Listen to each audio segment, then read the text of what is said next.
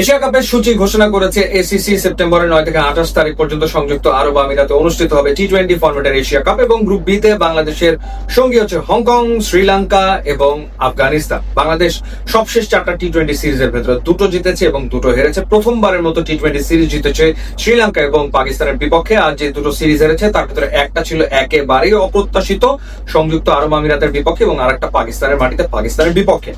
বাংলাদেশ টি-20 ফরম্যাটে ভালো ক্রিকেট খেলছে, আবার খুব যে ভালো খেলছে সেটা বলার সুযোগ নেই, কারণ এই 4টা সিরিজে বাংলাদেশ 12টা ম্যাচ খেলেছে, জিতেছে 5টাতে কিন্তু হেরেছে কিন্তু 7টা ম্যাচে। স্কোয়াড নিয়ে যদি আমরা কথা বলি, সবশেষ আমরা যে দুটো সিরিজ জিতলাম শ্রীলঙ্কা এবং পাকিস্তানের বিপক্ষে ঘরের মাটিতে, এই সিরিজ দুটোতে বাংলাদেশের স্কোয়াডে যারা রয়েছেন তাদের থেকে হয়তো দু একজন বাদ করতে পারেন এবং বাইরে রয়েছেন এমন অন্ততপক্ষে 3 জন জায়গা করে নিতে পারেন এশিয়া কাপের স্কোয়াডে। সেই 3 জন কারা? সেই 3 জন ডেফিনেটলি নুরুল হাসান সোহান, যিনি অনেকদিন ধরে আলোচনাতে রয়েছেন এবং সবশেষে আমরা তাকে দেখেছি গ্লোবাল সুপার লিগের রংপুর রাইডার্স এর অধিনায়কত্ব করতে। রানের ভেতরে রয়েছেন ইনফর্ম ক্রিকেটার এবং আমার মনে হয় যে ডেফিনেটলি সে একটা কল পেতে পারে।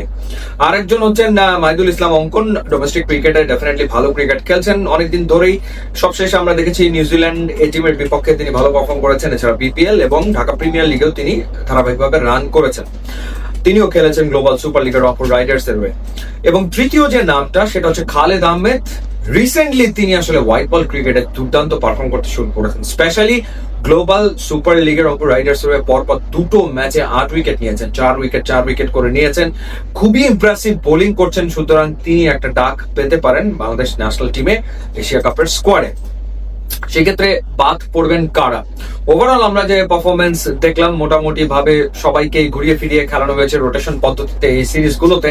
এর ভেতরে আসলে নাইম শেখের দলে টিকে থাকাটা নিশ্চিতভাবেই মুশকিল হতে যাচ্ছে। তিনি 3টা ম্যাচ খেলেছেন, খুব বেশি ম্যাচ খেলেনি, কিন্তু 3টা ম্যাচের কোনোটাতেই তাকে খুব স্বাচ্ছন্দ্যে ব্যাট করতে দেখা যায়নি, খুব একটা কনফিডেন্ট তাকে মনে হয়নি এবং টেকনিক্যাল ত্রুটি নিয়েও অনেকে আলোচনা করছেন। সুতরাং নাইম শেখ হয়তো দলে আর জায়গা ধরে রাখতে পারছে না, তিনি বাদ পড়তে পারেন।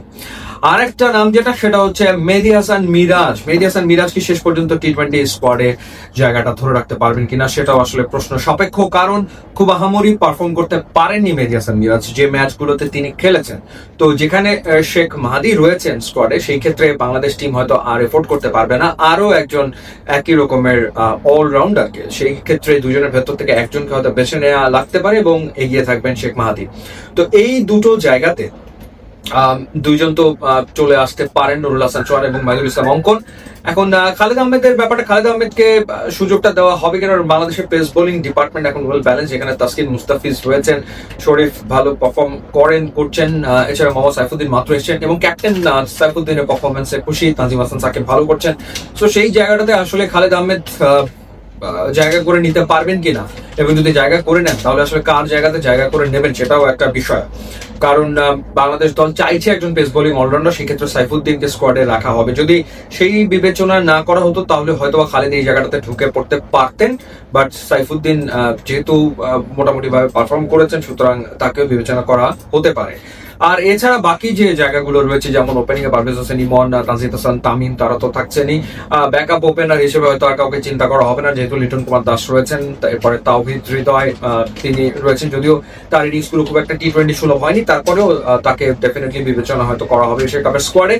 এরপরে শামীম হোসেন পাটোয়ারি, তারপর জাকের আলী অনিক, রিশাদ হোসেন যারা রয়েছেন তারা তো রয়েছেন। মূলত যে ব্যাপারটা সেটা হচ্ছে যে বাংলাদেশ এই সবশেষ 4টা সিরিজে আসলে স্ট্রাগল করেছে ব্যাটিং এ। তো সেই জায়গাটাতে ব্যাটিং ডেপথ বাড়াতে গেলে বা ব্যাটিং অপশন বাড়াতে গেলে নুরুল হাসান সোহান এবং মাহিদুল ইসলাম অঙ্কনকে হয়তো বাংলাদেশের টিম ম্যানেজমেন্ট দলভুক্ত করে ফেলতে পারে।